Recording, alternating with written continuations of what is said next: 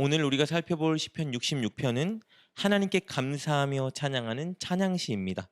시편 기자는 본문 첫 부분부터 백성들에게 하나님을 향해 즐거운 소리를 내며 찬양하라 권고합니다. 1절, 2절입니다. 온 땅이여 하나님께 즐거운 소리를 낼지어다. 그의 이름의 영광을 찬양하고 영화롭게 찬송할지어다.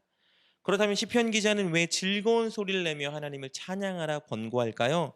그 이유는 하나님께서 행하신 일 때문입니다. 3절, 4절입니다. 하나님께 아뢰기를 주의 일이 어찌 그리 어미하신지요. 주의 큰 권능으로 말미암아 주의 원수가 주께 복종할 것이며 온 땅이 주께 경배하고 주를 노래하며 주의 이름을 노래하리이다 할지어다 셀라. 시편 기자는 3절에서 주의 일이 어찌 그리 어미하신지요 라고 고백하고 있는데요. 이것이 하나님을 찬양해야 되는 이유입니다. 여기서 어미하다라는 말은요, 두렵다, 놀랍다란 의미입니다. 즉 주께서 행하신 두렵고 놀라운 일들 때문에 하나님을 찬양해야 하는 것입니다.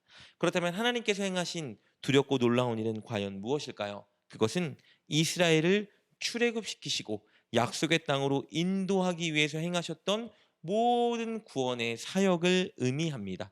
6절 말씀입니다. 하나님이 바다를 변하여 육지가 되게 하셨으며 우리가 걸어서 강을 건너고 우리가 거기서 주로 말미암아 기뻐하였도다. 하나님은 이스라엘을 구원하기 위해서 두 번 물을 지나가게 하셨습니다. 6절에서 말하는 바다를 변하여 육지가 되게 한 사건은 이스라엘이 출애굽하여 홍해를 건널 때 하나님께서 바다를 갈라주신 사건을 의미하고요. 그리고 무리가 걸어서 강을 건너게 하신 사건은 홍해를 건넌 후 40여 년이 지나 이스라엘이 가나안을 정복하기 위해 요단강을 건널 때 하나님께서 강의 물을 멈추게 하신 사건을 가리키고 있는 것입니다. 시편 기자는 이스라엘이 종노릇하던 애굽에서부터 가나안 땅에 입성할 때까지 하나님께서 행하신 구원 사역을 찬양의 이유로 제시하고 있는 것입니다. 그런데요, 하나님의 구원 사역은 대적을 물리쳐 주시고 기적을 베풀어 주시는 것으로 그치는 것이 아니라 이스라엘 백성들을 구원받은 하나님의 백성답게 만들어가는 과정도 포함됩니다. 하나님은 이스라엘 백성들을 출애굽시킨 후에 곧바로 약속의 땅으로 그들을 데려가지 않으셨습니다. 하나님의 백성답게 만들기 위해서 그들을 광야로 데려가셨고요. 그곳에서 그들을 시험하고 연단하셨습니다.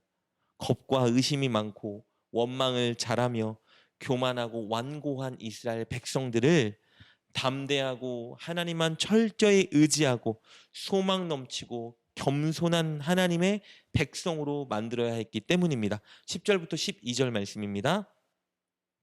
하나님이여 주께서 우리를 시험하시되 우리를 단련하시기를 은을 단련함 같이 하셨으며 우리를 끌어 그물에 걸리게 하시며 어려운 짐을 우리 허리에 메어 두셨으며 사람들이 우리 머리를 타고 가게 하셨나이다. 우리가 불과 물을 통과하였더니 주께서 우리를 끌어내사 풍부한 곳에 들이셨나이다. 10절에 기록된 것처럼 이스라엘 백성들을 은을 단련함 같이 단련하기 위해서 시험하셨습니다.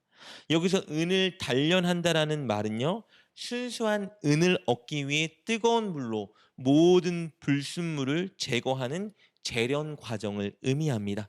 즉 약속의 땅에 들어갈 하나님의 백성들은 철저히 하나님만 의지하고 하나님 말씀에 순종하는 자들이 되어야 했기 때문에 하나님은 광야에서 그들 마음에 자리 잡고 있던 다른 불신앙의 요소들을 다 제거하기 위해 훈련하셨던 것입니다.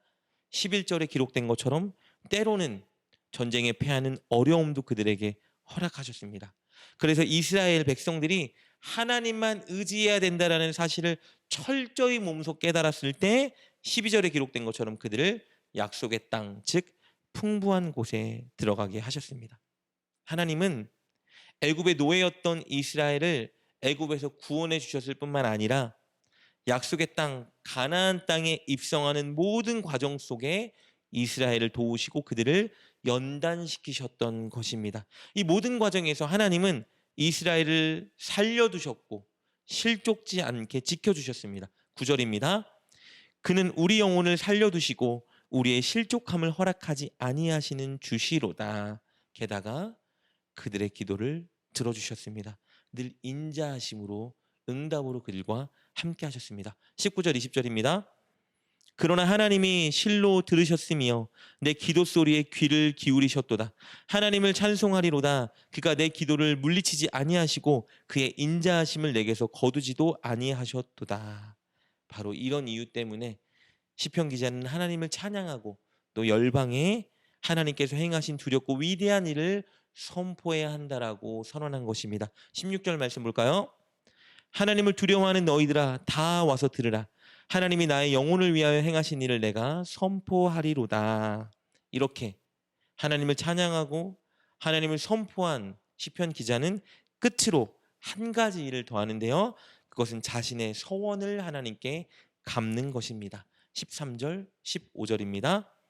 내가 번제물을 가지고 주의 집에 들어가서 나의 서원을 주께 갚으리니 내가 수량의 향기와 함께 살진 것으로 주께 번제를 드리며 수소와 염소를 드리리이다. 셀라. 하나님께서 기도에 응답해 주신 것에 감사하여 하나님께 감사와 기쁨으로 최고의 제사를 드리겠습니다. 선언하고 있는 것입니다. 사랑하는 여러분, 하나님은 오늘 본문 시편 기자와 이스라엘 백성들에게 주신 은혜를 우리에게 동일하게 베풀어 주셨습니다. 우리를 죄와 사망에서 구원해 주셨고요. 하나님만 의지하고 하나님 말씀에 순종하는 하나님 백성으로 만들기 위해 지금도 우리를 연단해 가고 계십니다. 때로는 어려움과 환난도 허락하시고요. 그것을 통해 우리가 하나님만 의지해야 한다는 것을 깨닫게 하고 계십니다. 그러나 이 모든 과정 속에서 9절에 기록된 것처럼 우리 홀로 두지 않으시고 우리를 실족하지 않도록 붙들어주고 계십니다. 9절 말씀 한 번 더 보겠습니다. 그는 우리 영혼을 살려두시고 우리의 실족함을 허락하지 아니하시는 주시로다. 여러분이 은혜를 여러분이 믿는다면 우리도 하나님이 우리에게 행해 주신 이 놀라운 일을 찬양하며 사람들에게 알리는 자리에 서야 할 것입니다. 그리고 감사하고 자원하는 마음으로 늘 하나님께 최고의 예배를 드리기에 힘써야 합니다. 늘 여러분을 구원하시고 하나님 백성으로 만들어 가시며 그 과정 속에 여러분과 함께 하시며 기도 들어주시는 그 하나님께 감사와 기쁨의 예배를 드리는 여러분 될 수 있기를 주님의 이름으로 축복합니다. 기도하겠습니다. 하나님, 우리를 구원해 주시고 우리를 하나님 백성답게 만들어 가시며 그 과정 속에 우리와 함께 하시고 우리의 기도에 응답해 주시니 감사합니다. 늘 하나님의 놀라운 은혜를 기억하며 하나님께 찬양과 최고의 예배를 드리는 우리가 되게 하여 주옵소서. 예수님의 이름으로 기도드립니다. 아멘. 오늘 말씀을 통해 깨닫고 결단한 것은 무엇입니까? 그것을 붙들고 하나님께 기도합시다. 그리고 그렇게 실천하며 하루를 살아가는 여러분 되시길 주님의 이름으로 축복합니다.